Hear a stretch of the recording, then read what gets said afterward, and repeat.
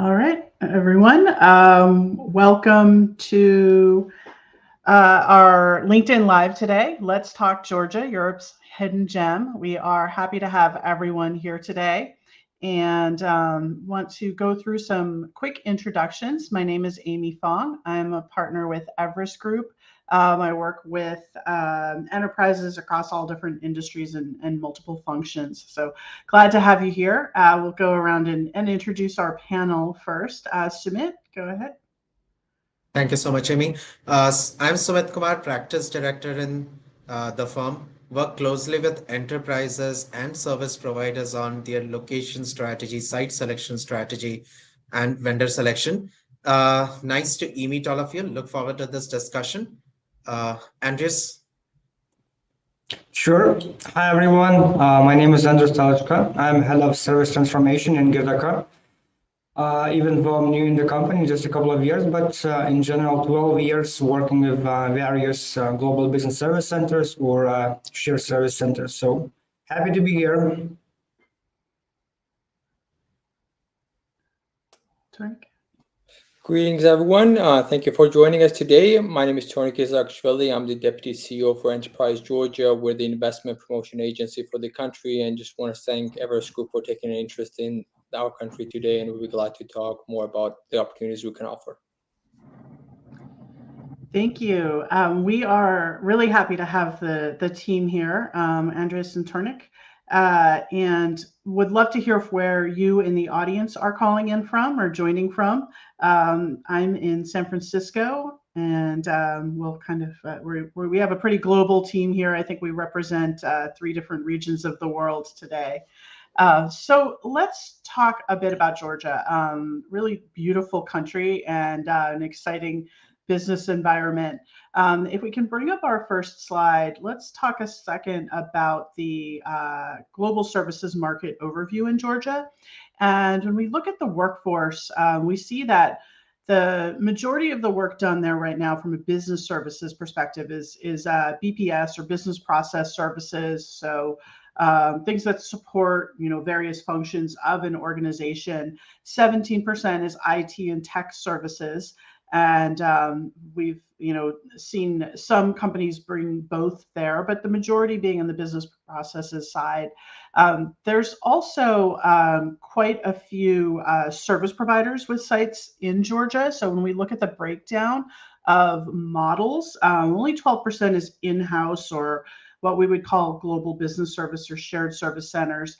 The rest is service providers or third-party vendors that are leading a site there, doing business there for a client. Tornica, could you tell us more about the scale and the scope and the growth of the IT BPO service delivery in Georgia?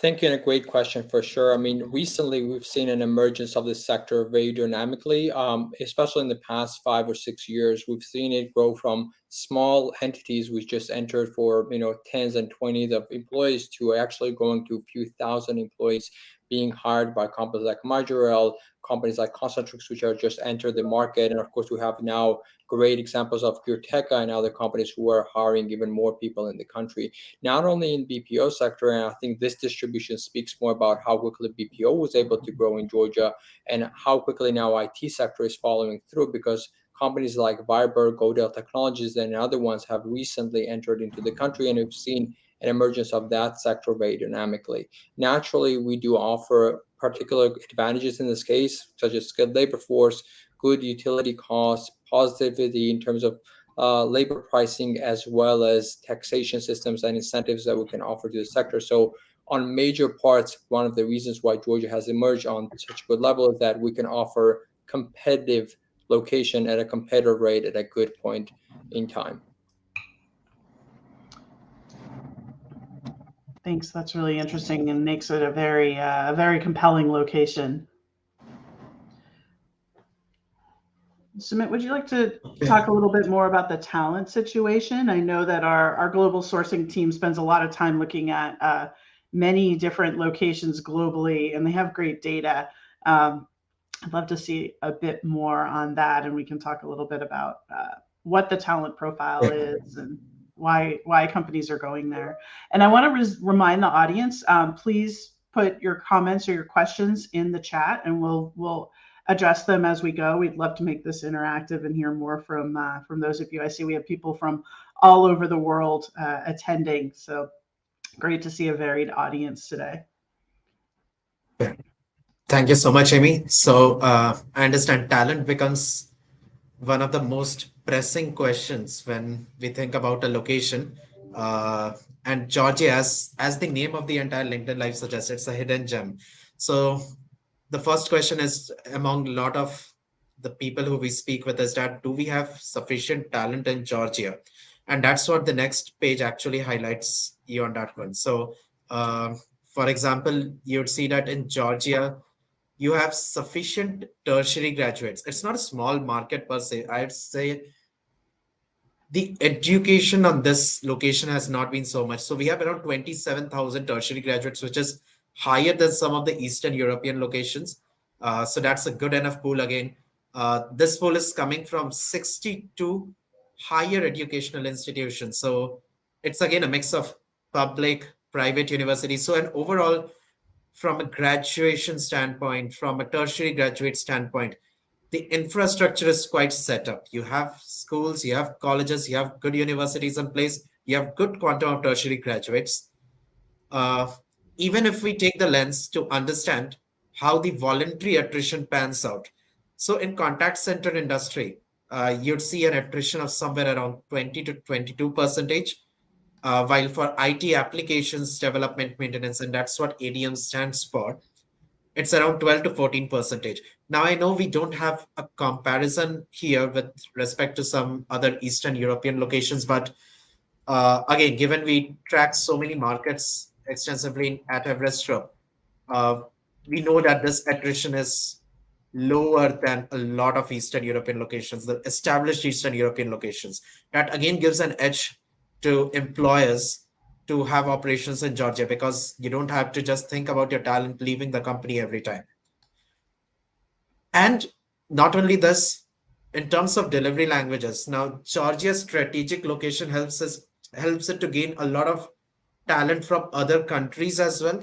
While English is definitely present over there, there is evidence of delivery in languages such as German, French, Russian, which again makes it a very suitable location that when you think it from a multilingual delivery perspective, especially when I can think of, and maybe Andreas, we will ask you as well, but I can think of it as a very good location for business process services when it comes to multilingual delivery.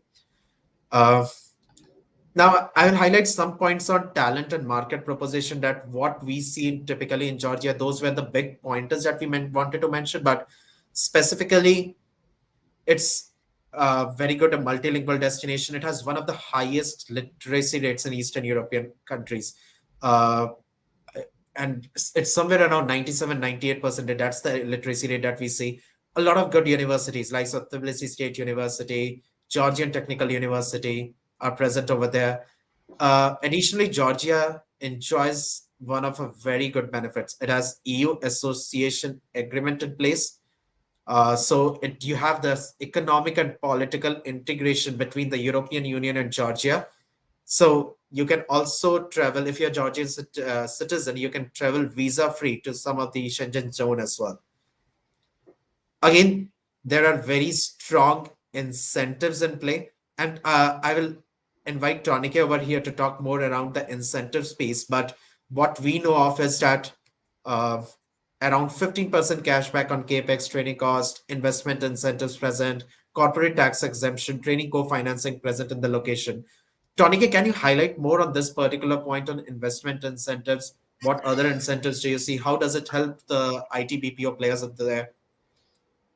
Sure thing. I mean, number one that we have to understand, of course, is the general business climate in Georgia. We're one of the easiest places to do business in the world. So that means ease of operation in all cases. Things like registering a business, getting your tax permits, and other things are all done within days. So it's very, very simple on that side. Beyond that point, you're quite correct. We have an extremely low level of taxation in the country in general. personal income tax is just 20%. We don't have anything like social tax, which you find in other Eastern European or European countries.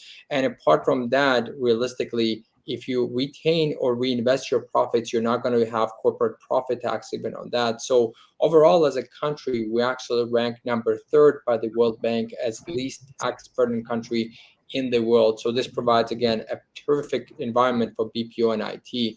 But we did not want to stop there. So on top of that, what we did for BPO and IT, just to compensate any inconveniences, we decided to add a 15% cashback rebate program for both of the sectors to compensate them for the trainings or other things that they might need in the country.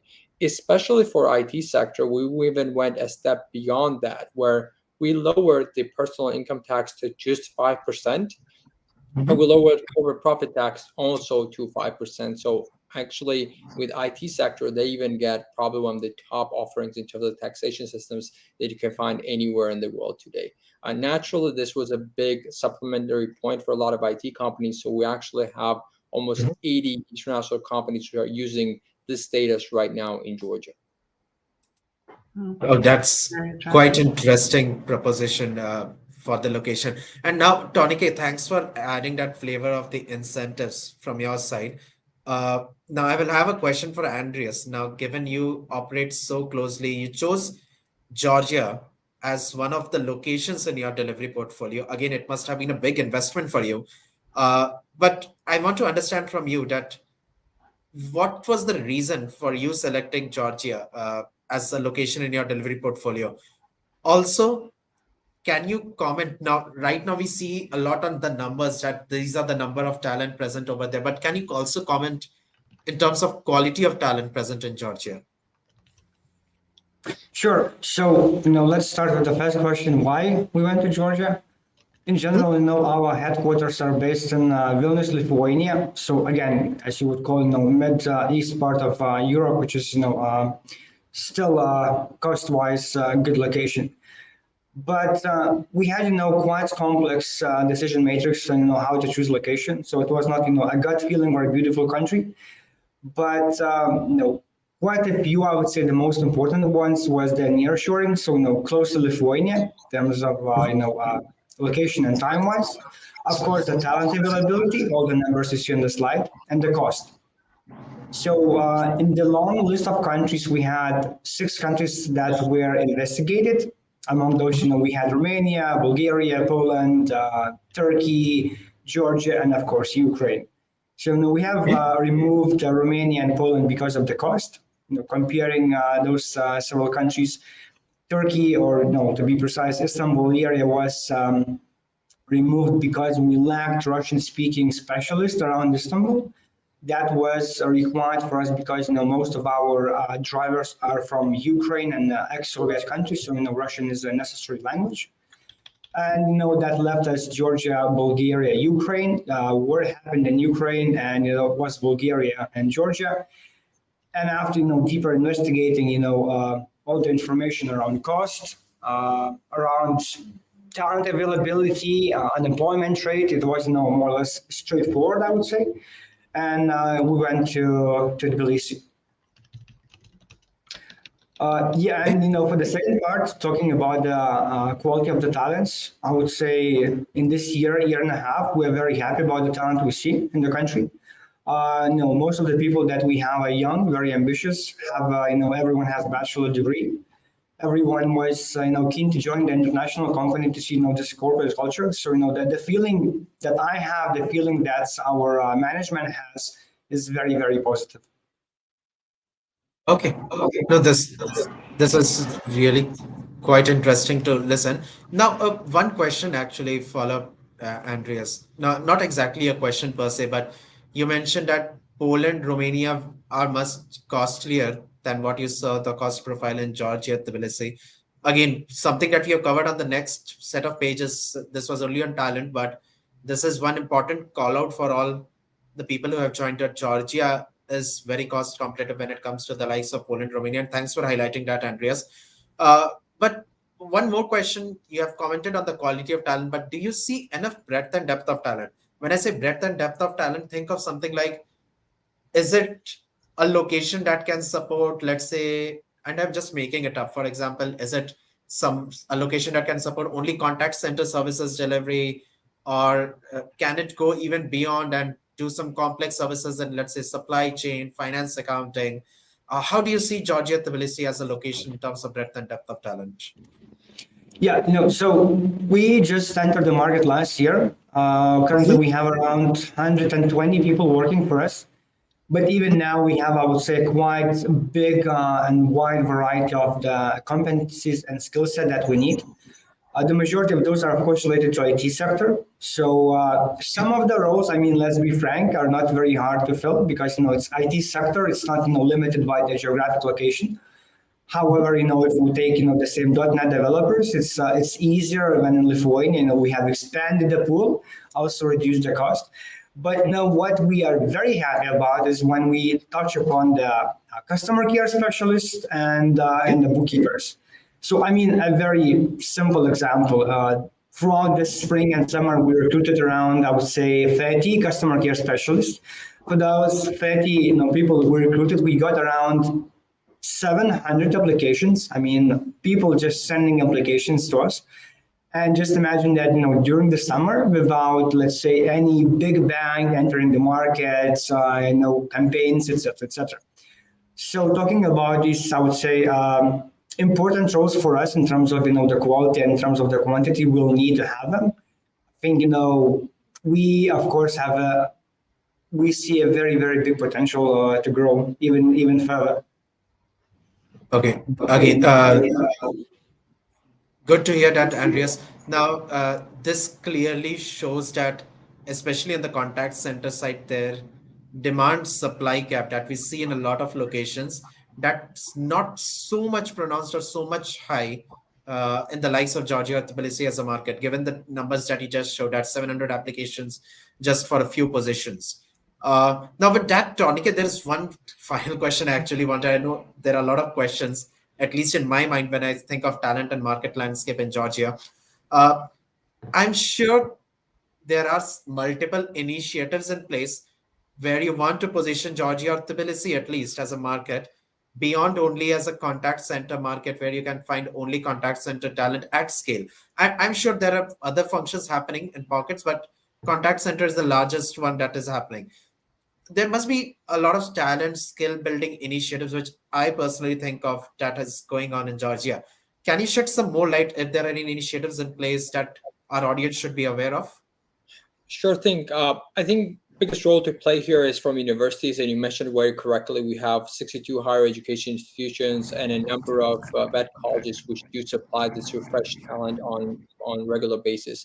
We have separate academies, of course, which teach language skills and other skills that individuals might need. So additional, that is a good supply of talents. What we have seen recently in particular, and we're really glad about that, is companies have started to do their own learning initiatives, either partnering with universities or doing them independently, which again creates an additional flow of new type of talents which can be built in the country. And naturally, government has its own plans. For example, we're training a few thousand IT specialists just to be on the market as soon as possible to supply the demand which is there. So naturally, the government will keep playing a major role. We have a new agency called Skills Development Agency, which their focus partially will be on supplying some of this talent. So not only is it that place where Georgia is in a good position right now to supply the talent which the market needs, but in the future we'll keep refreshing this talent. So it's an ongoing thing where companies will be able to simply find the right type of people that they need for their operations.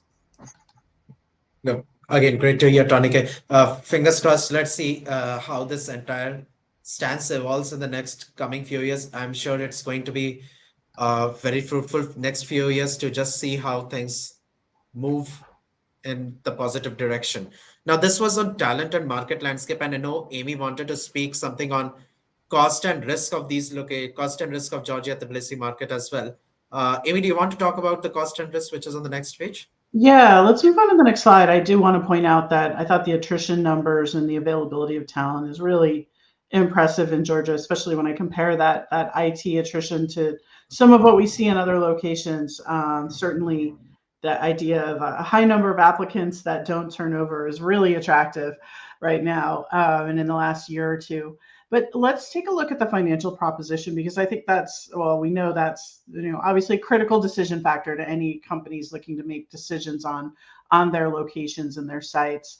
And what we saw, and Andres mentioned this earlier, that they saw lower costs, about 50 to 50%, 55% savings over a tier one country or city in Poland like Warsaw, and about 70 to 75% savings over a tier two UK city. Pretty significant benefits there from a financial perspective.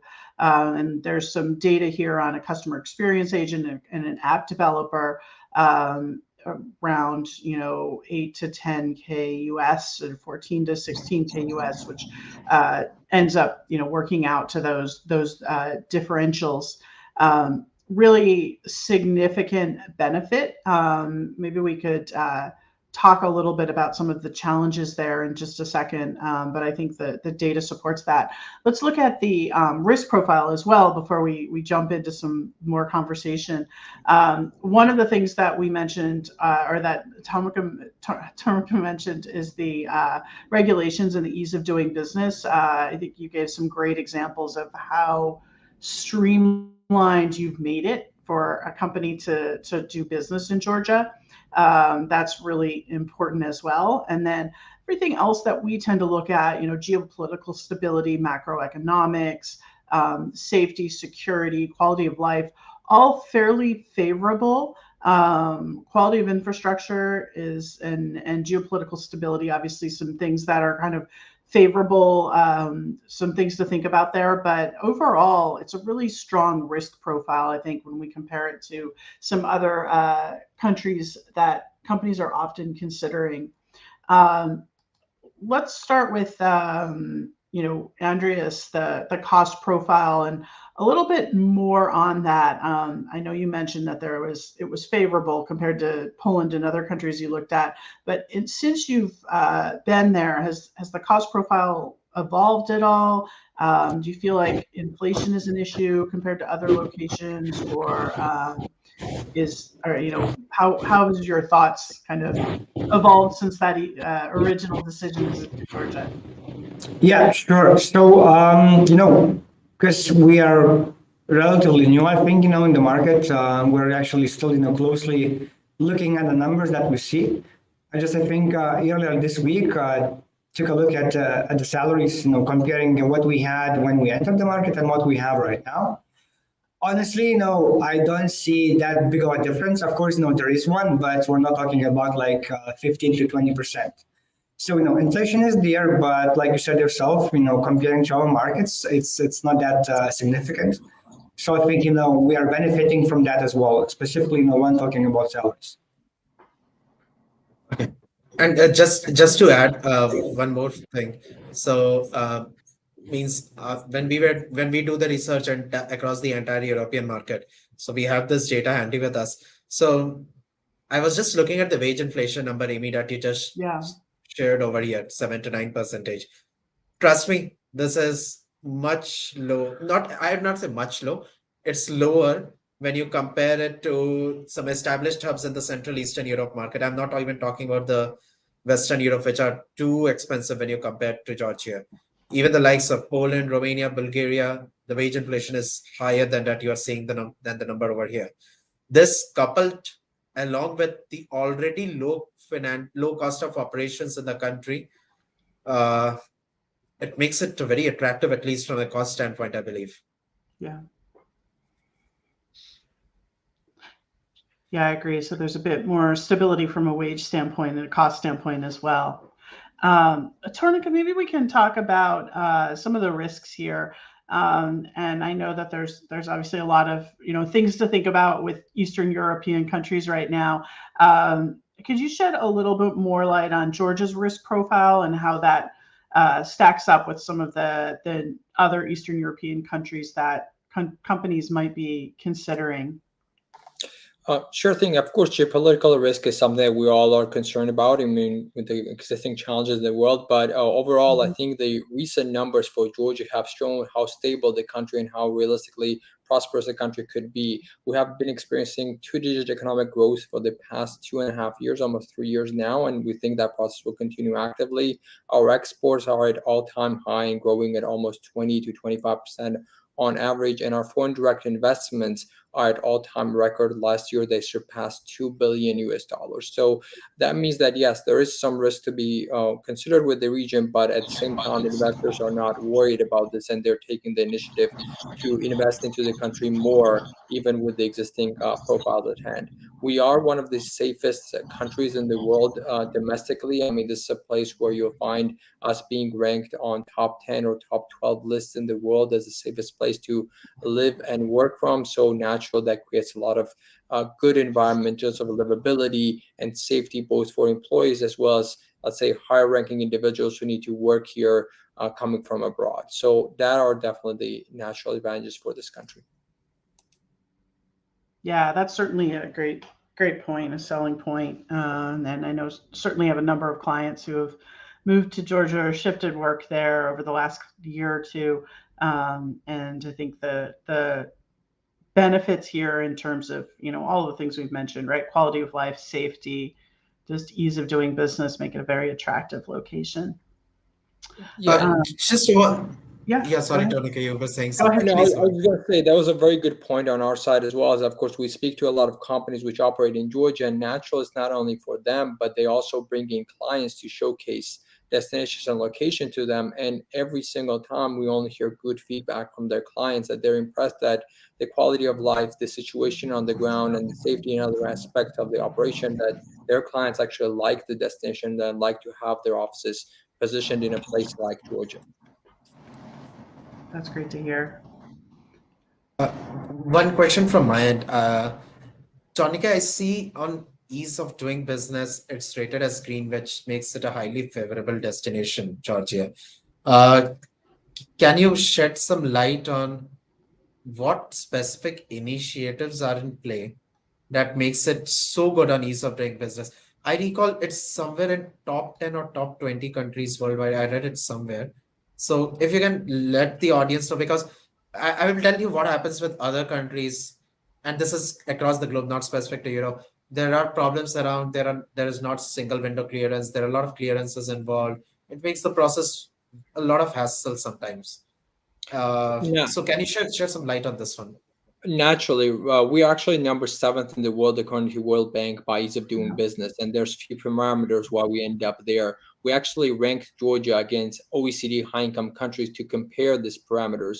So things like starting a business in Georgia takes a single day. So you can actually go in the morning, start registering your business, and by evening you get a message saying that you can start operations.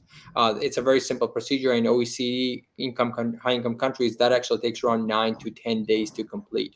Registration of the property is the same way. You can do it in a single day in Georgia, again, benefiting incredibly from that quickness of how you can do those things, where, again, in OECD countries, it's about 24 days or more. Getting construction permits, getting electricity permits, other things that you might need for your operation, everything is just simply quicker and easier to be done in Georgia.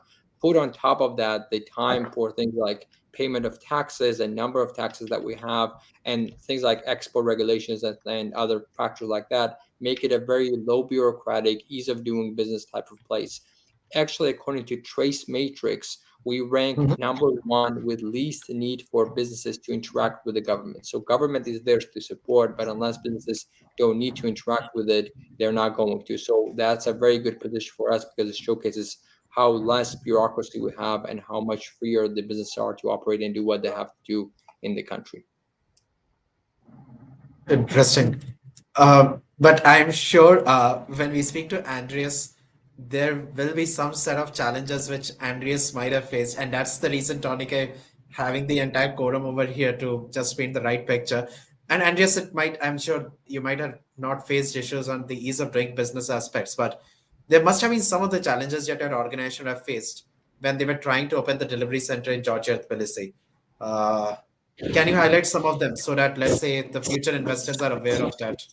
Of course. So, I mean, first of all, to what has Tonika said, I mean, we totally saw that. It's actually easy to open a company and complete all the other legal matters. So, no, I can vouch for that. But like you Sumit said yourself, I mean, if there wouldn't be challenges, it simply would sound too good to be true. So, I mean, I can mention, I guess, a couple of those. The first one that we're struggling quite a lot is, the real estate, or, to be very precise, the office premises, for us. I don't know, the actual reasons. There were, I guess, a couple of those explained to me. Maybe, during the COVID period, the supply, has stopped, even though the demand increased in the country. So, for example, if right now you want to lease a property that would be around 2,000 square meters, I mean, you only have like 2 or 3 places to choose from. Okay. And naturally, that brings the price quite high. I'm not even comparing to Vilnius. It's like, 30 to 50% more expensive, the office space, comparing to Vilnius. It's, something more similar to like prime locations in Warsaw. So, that one is for sure. You need to be ready to spend more time, to dedicate more effort in order to find a suitable office. If, you're looking for I would say, rather big location. If you're looking for something small, I'm pretty certain that it will not be as hard as for us. And I guess the second thing worth mentioning is flight connections. So, because we are still, considering ourselves, from the western part compared to Georgia, meaning that, that the connection would be from west to east. You need to be prepared that there will be a need to fly, overnight flights. There will be a need to fly, connections, not direct flights. And in some cases, it's quite hard to convince, the C-level executive to go on a plane, even the business class, but still go overnight flight to go to Tbilisi. So, we are pitching these ideas, but it's not as easy as it could be. Good to hear. But and That's a good point. Certainly. good, Amy. Yeah, no, I was going to comment. That's a good point. There's certainly logistical travel challenges are, can have an impact. Sumit, I saw there was a question from the audience here, but do you want to go first, or I can read that? I think this is for Tourniquet. Any other industries you are trying to attract besides BPOs? Great question. So besides the BPO IT services, other things you're trying to attract into Georgia? Perfect, and thank you. And that kind of ties into the perspective that Andres was describing very well. One of the top sectors that we're looking into is real estate, tourism, and hospitality sector, which has been quite active in Georgia. So that is very interesting for us. We're looking into light manufacturing is another sector which varies. Good logistical centers and energy sector have classically been very strong in Georgia and are performing extremely well this year round as well. And of course, agribusiness is the other direction that we can look into, apparel manufacturing as well. So there's a diverse offering on the side of Georgia that we can have, and we can always find sectors which are new and refreshing for the country, as well as existing and strongly performing sectors.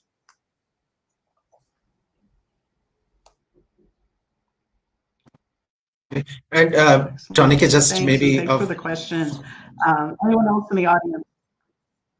Go ahead, Sumit.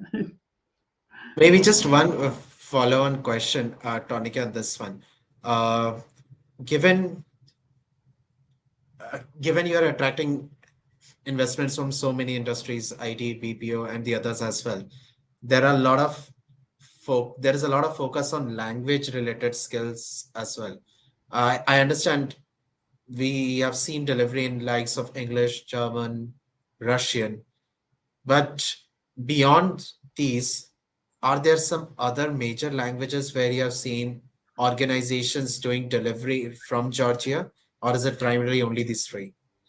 Yeah, we've spoken to these companies, and what we're able to find is that initially their assessment is that they're going to be coming into Georgia for maybe 3 or 4 top languages, and at the end of the day, larger companies are end up providing services in 8 or 9 different languages. So there is definitely an additional profile, especially for large European languages, Italian, French, and other ones. You can find some competencies, also Turkish and other, let's say, maybe more niche but relatively smaller quantities you can find in Georgia at the same time. So that is definitely a uniqueness, which we also were kind of surprised on how much depth you can find in this type of languages. Naturally, if we're talking about a few thousand people in these other languages, it'd be a bit more difficult. But for multilingual hubs where you need 50, 100, 150 people of this other language profile that you can have, I'm sure that you can find good qualified individuals in this various other languages.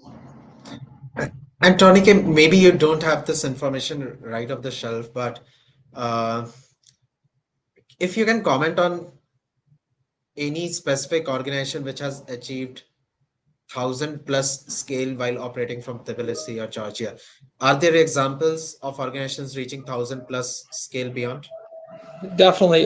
There's actually two, but I'll mention one, which has been one of our best partners over the years. It's Majorel, which came into Georgia with starting just under 100 people, and right now they're getting close to 3,000 plus. They're not only now operating in Tbilisi, but they're actually operating in two other cities in Georgia. They're operating in Kutaisi and Batumi, which are second and third cities in Georgia, and so they still have a growth mentality and potential there. So definitely, I mean, and we've seen this growth happen over the past 5-6 years. So it's not like they've had a long time to grow. They were able to quickly grow, quickly scale, find good talent in the country. And that in comparison, that within Majorel's existence in the country, we have had new companies and new entrants coming onto the market. And still that talent was able to be pulled in by Majorel as well and grow to that scale.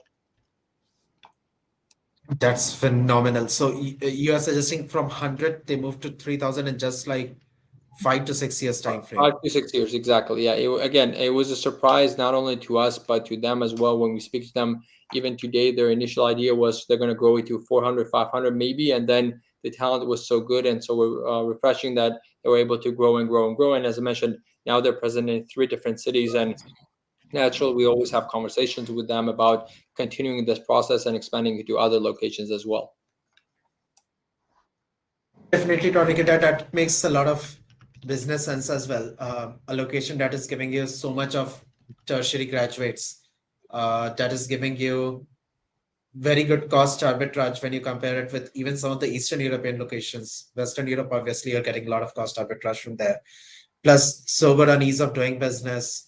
The demand supply gap, as we were talking, Andreas, initially, it's not so much pronounced and the effects are not so high in Georgia. Plus low levels of attrition, Amy, which you were talking about, that how the attrition rate compares to some of the Eastern European countries. Low levels of wage inflation, all of this does actually produce a very conducive picture. And Andreas, thanks for highlighting those challenges as well. While everything is conducive, there are some logistical issues and other issues that business investors need to be aware about. Thanks for highlighting that. Amy, anything from your end? Okay, so we have one more question, I believe. No, I did just see one more question. Thanks, Karul. Yeah, what is Georgia doing to increase visibility or put the location on the investment radar of MNCs? So I would say this session is probably one thing, but would love to hear more about that as well. Sure. There's actually a couple of different strategies that we use in that case. We actually worked with IFC to develop an entire new strategy for the past 3 years, which we've utilized to attract multinational companies to the country. Number one, we use direct tools, which means that we profile and target individual companies in different sectors and look at their profile and assess how likely they are to enter the country. And we directly approach them to speak to them, this including trade shows, exhibitions, or other places that we can meet them. Number two is what we call indirect tools. Indirect tools are things like we talk to consulting companies, location scouts, and other entities which can be advisory going large-scale companies to consider Georgia or look at Georgia, and we're giving them right information. And also we're fulfilling databases with right information about Georgia so companies or individuals can independently assess Georgia to a good point. And thirdly, we look at things like image building. We position Georgia on major platforms like Bloomberg. We talk to large-scale media outlets or specific sector-based media outlets to position articles and other, let's say, marketing materials in those places so that anywhere you look, you can find quality and good information about Georgia. Another good question from Katrina, and I was actually thinking this as well. What's the driver behind the strong focus on BPS, business process services, versus IT services? Is that just luck of who's there, or is there a specific driver? I mean, I think it really comes down to a few factors. It's not just one or the other. Number one is quick decision making and quick ways of finding quality labor force and at a competitive rate. So for us, it kind of came naturally to that point is that as an investment promotion agency, we don't differentiate, we don't challenge those aspects. Whichever companies we can attract and speak to and could consider Georgia, we're more than happy to welcome them and provide all the services. So part of the idea is that we're focused on both of them. It's just a matter of how quickly companies are responding to us and how quickly we can move with the other direction or the one. What we have seen is that large BPO companies have been able to quickly enter the market, and it's been growing at a very big scale. And then mid to small size companies in the IT sector have also really quickly entered the market. So just within last year, we were able to get around 20 new IT companies in the country.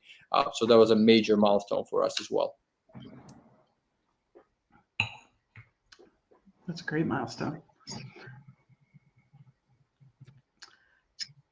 Sumit, do you want to talk about the offer? I see that our team has posted that in the chat.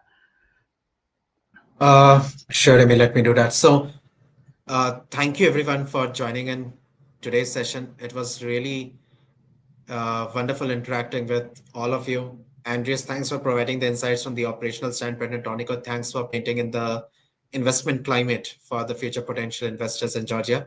Thank you, Amy, for coordinating this particular session. Now, we also have one of the complimentary abstract for all the participants. You must see it in your chat window as well. So you can download one of the following complimentary abstracts. So we have two abstracts. One is our global location state of the market report, which is our flagship report, which shows the key trends across the global locations. So not only Europe, but let's say Americas, Asia Pacific, you get insights on that. Also, you can download a complimentary abstract of one of our reports on Middle East and North Africa, which is another location where we are seeing a lot of prominence for the ITBP services delivery. That's something that you can definitely take up. And Amy, as we were just speaking, I see there is one more question from Rita. Maybe you can pull that up as well. Okay.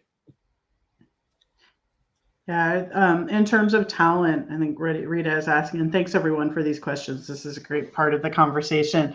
Are there any particular initiatives like impact sourcing to promote inclusion in Georgia? For example, working with refugee communities or other underrepresented communities in Georgia? Would you want me to take that or Andres? Either of you, but Okay, sure. I'll start off on my side. I mean, for Sure. us, especially working with large-scale corporations, we see that they do have this responsibility already understood and well considered. Of course, we always encourage and promote cases where such things happen, and it's an ongoing discussion. But again, with multinational corporations, for us, it's an understandable point that they are more aware of these issues and understand this on a good level. In our programs, which is the financial programs which we initiate, like things like micro grants and other things which we issue directly to the local population, naturally we have an additional point or bonus points for anybody who is more or less in any case disadvantaged or has had some issues more or less, which we can promote further their entrepreneurship possibilities. So naturally for our internal programs, we do consider these points.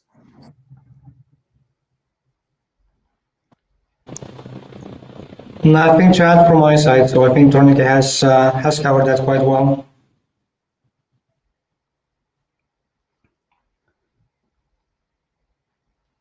Excellent.